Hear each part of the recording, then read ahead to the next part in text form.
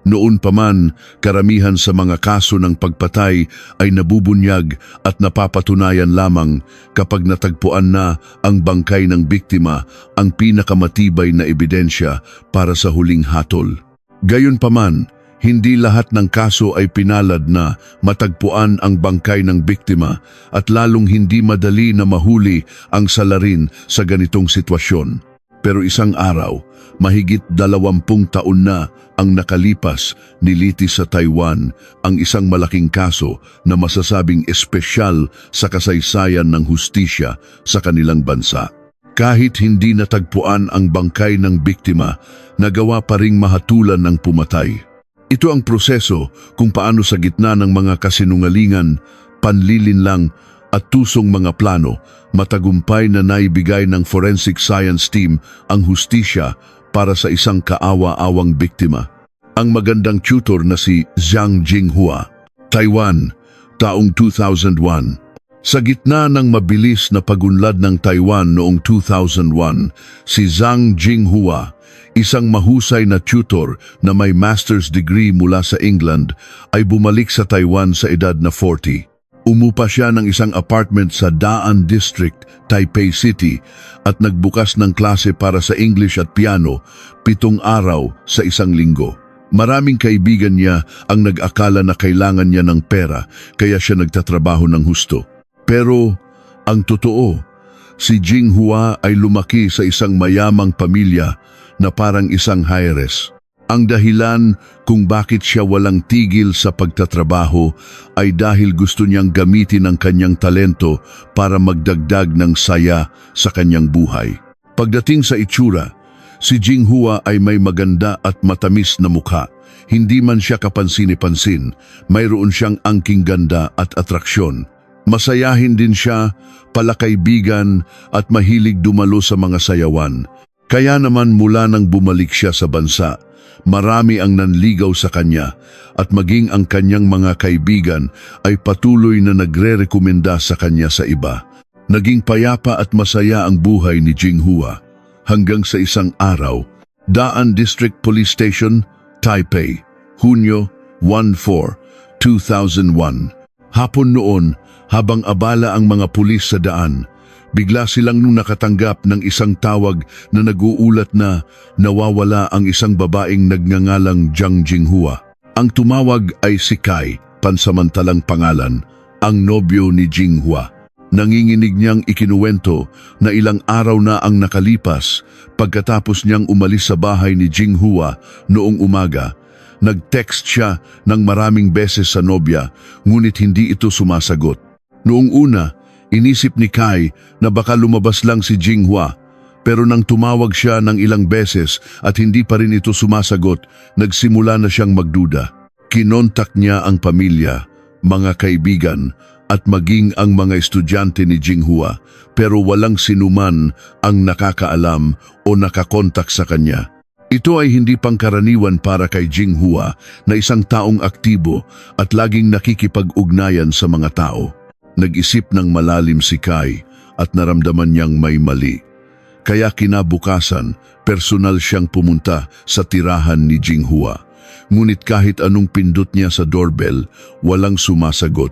Tumawag siya ng locksmith, pero sa kasamaang palad, komplikado ang lock ng pinto ni Jinghua kaya hindi ito nabuksan.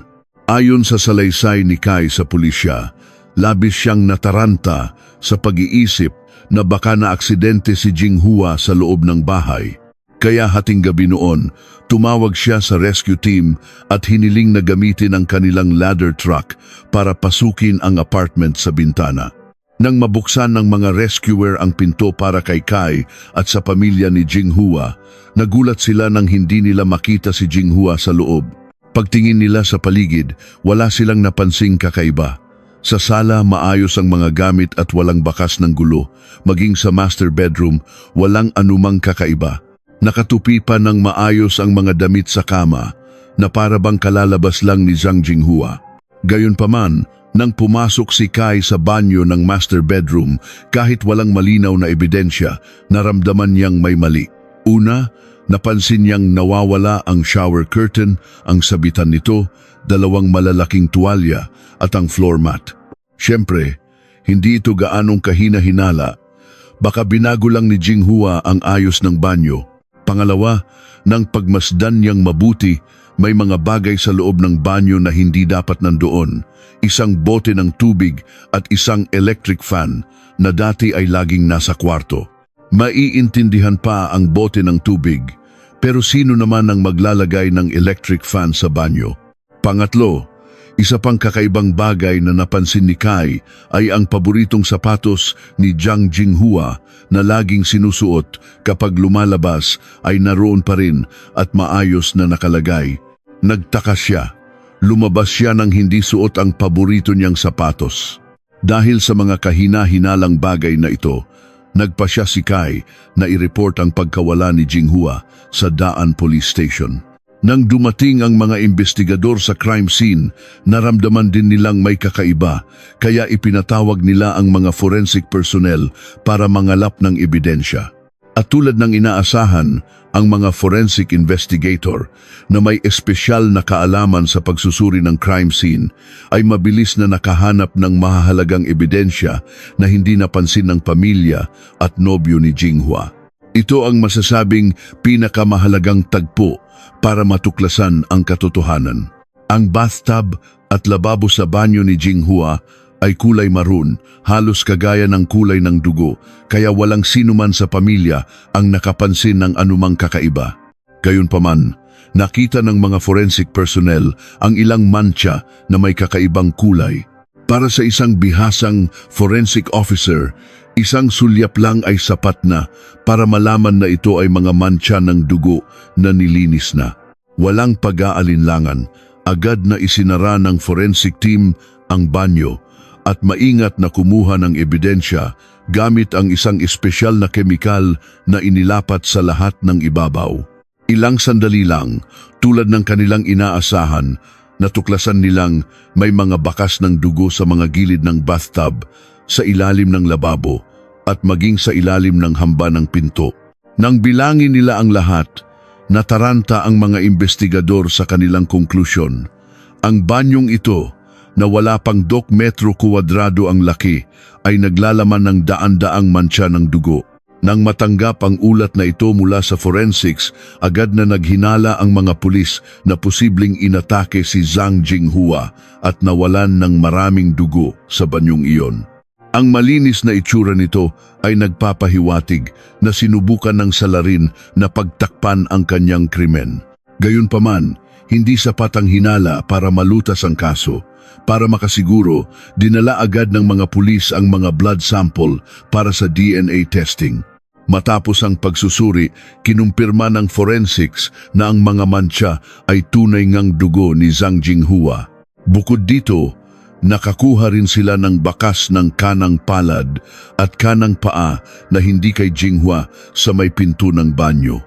Base sa laki nito, hinala nila na ang salarin ay isang adultong lalaki. Sa pag-iisip na maaaring nasa panganib si Jinghua, agad na nagsimula ang investigasyon ng pulisya. Base sa salaysay ni Kai, napansin nila na habang nawawala ang shower curtain at mga tuwalya, may mga idinagdag namang gamit tulad ng electric fan at bote ng tubig. Ano ang ibig sabihin nito? Ayon kay G. Xie Tung-sung, direktor ng Forensic Center ng Taipei City Police Department, dahil maraming dugo sa crime scene na nilinis na, posibleng napagod at nauhawang salarin kaya nagdala siya ng tubig at bentilador. Posible ring ginamit niya ang bentilador para patuyuin ang banyo matapos linisin ang mga dugo. Gayunpaman, ang mga ito ay mga kahina-hinalang detalye lamang na nakakuha ng atensyon ng pulisya, hindi direktang ebidensya. Ang pinakamahalaga pa rin ay ang mga mancha ng dugo. Sa kabuuan, 107 na patak ng dugo ang nakuha sa bahay ni Zhang Jinghua, pero lahat ay nilinis na ng paulit-ulit kaya hindi matukoy kung gaano karaming dugo ang nawala sa kanya at kung siya ay buhay pa o patay na. Ngunit kung buhay pa siya, tiyak na nasa panganib siya. Para mapabilis ang paghahanap, ipinaalam ng pulisya sa lahat ng kamag-anak at kaibigan ni Jinghua na pumunta sa istasyon para magbigay ng salaysay. Sa pinakamasamang sitwasyon, kung patay na si Jinghua, kailangan nilang mahanap ang kanyang bangkay at ang salarin. Nagpatuloy ang investigasyon. Pagbalik sa nag-iisang lidang bahay ni Zhang Jinghua, napansin ng pulisya ang mga sumusunod. Una, walang bakas ng sapilitang pagpasok. Ang mga pinto at bintana ay walang sira. Kaya sigurado sila na ang salarin ay kakilala ni Jinghua na siyang pinagbuksan niya ng pinto. Pangalawa, ang bahay, ang unang crime scene.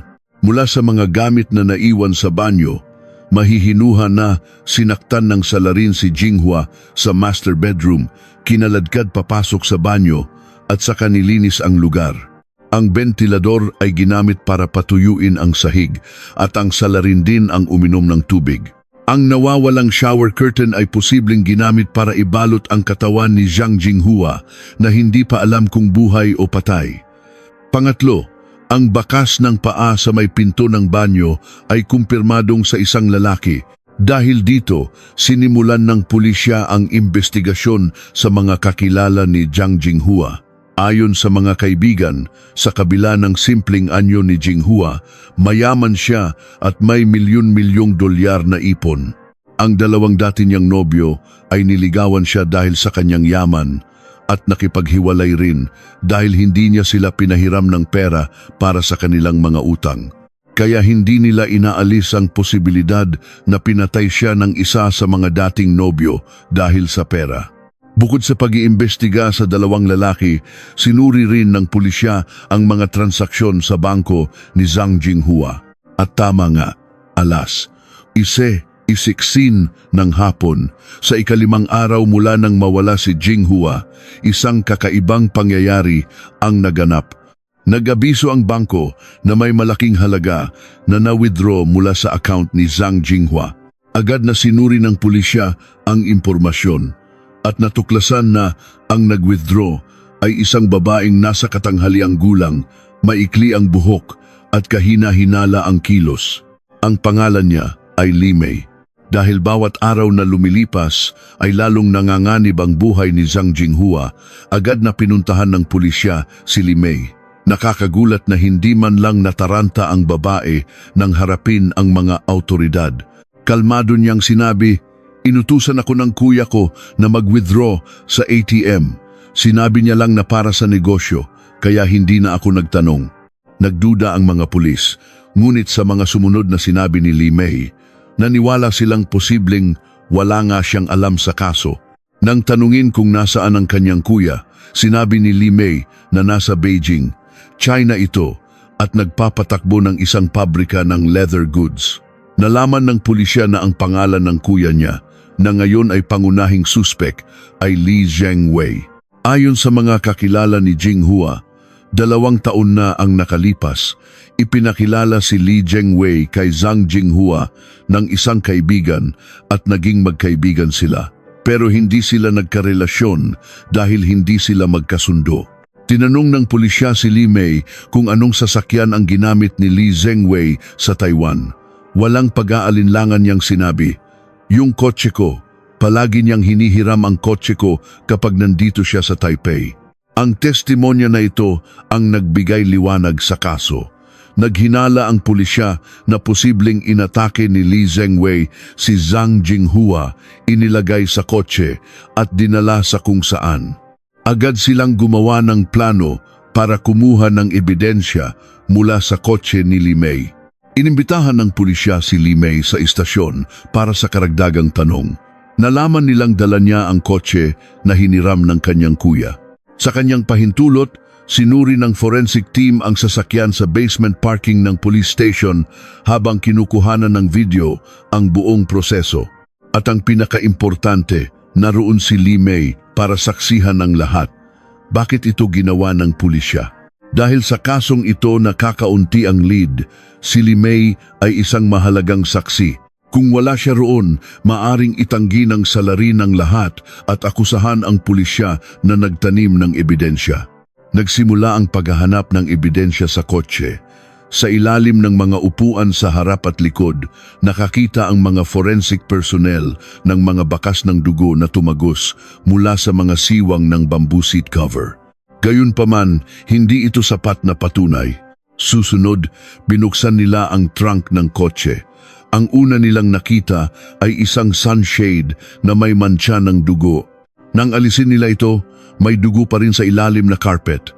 Dahil dito, lalo silang nag-usisa. Tinanggal nila ang buong carpet sa trunk at laking gulat nila nang makitang maging ang metal na sahig ay may malinaw na bakas ng dugo. Pero sapat na ba ito para sabihing nagdala ng bangkay ang sasakyan? Ayon sa forensic expert na si Shea Tung-sung, kung nasugatan lang ang biktima at ikinulong sa trunk, hindi ganito karami ang dugong kakalat sa iba't ibang layer. Tinatayang ang dami ng dugo ay hindi bababa sa 10 mililitro. Base sa dami ng dugo sa apartment at sa kotse, tinantiya ng forensic team na napakataas ng posibilidad na pinatay si Zhang Jinghua. Agad silang nagrekomenda na gawing murder case ang investigasyon. Kahit na natukoy ng pulisya na si Zhang Jinghua ay nasa panganib at posibleng patay na, hindi pa rin nila siya mahanap. Bukod pa rito, maraming tanong na si Li Zhangwei lang ang makakasagot. Kaya hiniling ng pulisya kay Li Mei na ipaalam sa kanyang kuya na bumalik sa Taiwan. Ngunit lumipas ang 3 buwan at hindi nagpakita si Li Zhangwei. Alam niyang para na rin siyang sumuko kung gagawin niya iyon. Dahil sa pag-aalala na baka tumagal pa ang kaso, gumawa ng paraan ang pulisya. Kinasuhan nila ang kapatid niyang si Li Mei. Ang taktikang ito ay talagang gumana. Bumalik si Li Zhangwei sa Taiwan. Marahil ay dahil sa pag-aalala sa kapatid at sa sobrang kumpiyansa na hindi mahahanap ng pulisya ang bangkay. Noong Setyembre 2001, mayabang na dumating si Li Zhangwei sa Taipei City Police Department kasama ang kanyang abogado. Ang hindi niya alam, handa na ang pulisya sa kanyang pagbabalik. Sa interrogation room, tinanong siya kung ano ang relasyon niya kay Zhang Jinghua. Sinabi niyang magkaibigan lang sila. Tungkol naman sa mga bank card, idinahilan niyang gustong mag-invest ni Jinghua sa bago niyang kumpanya sa China. Ayon sa investigasyon, hating gabi ng Hunyo 14, 2001, nagmaneho si Li Zhangwei papuntang Jinshan District. Hinala ng mga investigador na doon niya itinapon ang bangkay. Nang tanungin, sinabi niyang bibisitahin niya sana ang isang kaibigan pero gabi na kaya bumalik na lang siya. Ngunit kinumpirma ng kaibigan na matagal na silang hindi nagkikita. Tungkol naman sa mga fingerprint at footprint niya sa banyo, sinabi niyang nandoon siya nang nagtitimbang si Jinghua at lumuhod lang siya para tingnan ang numero. At sa dugo sa kotse, ang pinakamatinding ebidensya, sinabi niyang hindi ko maipaliwanag. Baka may nag-frame up sa akin. Sa madaling salita, mayroon siyang sagot sa lahat ng akusasyon. At dahil walang bangkay, inakala niyang hindi siya mahahatulan. Kahit na puro palusot si Li Zhangwei at hindi nakikipagtulungan at kahit hindi mahanap ang bangkay, sapat na ang mga ebidensya para patunayang pinatay niya si Jinghua. Sumang-ayon ang mga taga-usig at hiniling ang parusang kamatayan. Ito ang unang kaso sa Taiwan kung saan walang bangkay at itinatanggi ng suspek ang krimen. Mahirap man, nagpasya ang mga taga-usig na isampa ang kaso laban kay Li Zhangwei. Sa paglilitis, hindi lang ang suspek ang inimbestigahan, kundi pati na rin ang biktima. Natuklasan ng korte na dahil sa dalawang masamang karanasan ni Zhang Jinghua sa mga nobyong pera lang ang habol, naging napakaingat na niya sa pera. Kaya imposibleng ipagkatiwala niya ang kanyang mga bank card sa isang ordinaryong kaibigan lang. Dahil dito, naging walang saysay ang testimonya ni Li Zhangwei. Noong Hunyo 23, halos 2 taon matapos ang insidente, muling inakusahan ng mga taga-usig si Li Zhangwei batay sa 3 matibay na punto. Una, ang dami ng dugo sa bahay at kotse ay sapat na para patunayang pinatay si Jinghua. Pangalawa, ang dugo ni Jinghua sa kotseng ginamit niya ay nagtuturo sa kanya bilang salarin. At pangatlo, bukod sa CCTV ng kanyang kapatid, may CCTV footage din na nagpapakitang si Lee Zhengwei mismo ang nag-withdraw ng pera 3 araw matapos ang insidente. Sa unang paglilitis, hinatulan ng Taipei District Court si Lee Zhengwei ng habambuhay na pagkakakulong para sa robbery with homicide. Gayunpaman, sa pangalawang paglilitis, gumamit siya ng bagong taktika. Sinabi niyang itinanim ng pulisya ang ebidensya ng dugo sa kotse. Ngunit madali itong napabulaanan dahil ang buong proseso ng pagsusuri ay na-record at sinaksihan ng kanyang kapatid. Dahil dito, lalong nagalit ang hukom. Naging arogante pa siya sa korte at minura ang hukom. Dahil dito, hindi lang siya hindi pinagaan ng sentensya, bagkus ay itinaas pa ito sa parusang kamatayan. Gayunpaman, pagkatapos ng apela, ibinalik ng Korte Suprema ang kaso para sa muling pagsusuri.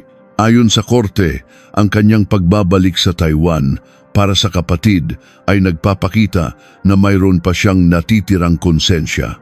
Sa huli, pinanatili ng korte ang orihinal na hatol, habambuhay na pagkakakulong.